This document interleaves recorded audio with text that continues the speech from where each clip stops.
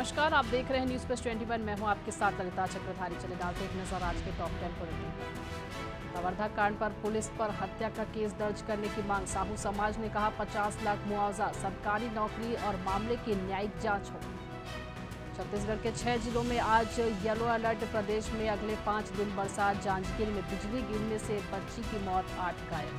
तिरुपति लड्डू विवाद में शुद्धि के लिए 4 घंटे तक महाशांति हो। विश्व हिंदू परिषद की बैठक आज।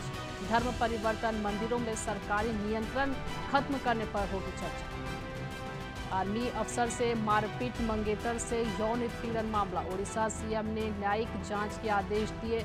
60 दिनों के भीतर रिपोर्ट मांगी। मुख्य चुनाव आयुक्त समेत चुनाव आयोग की टीम रांची पहुंची। झारखंड विधानसभा चुनाव के लिए करेगी समीक्षा।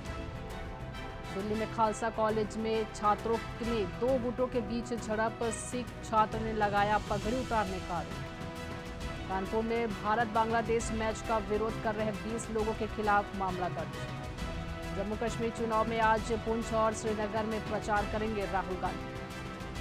चेन्नई में तमिलनाडु डीएसपी चीफ की हत्या के मामले में फरार गैंगस्टर मुठभेड़ में ढेर।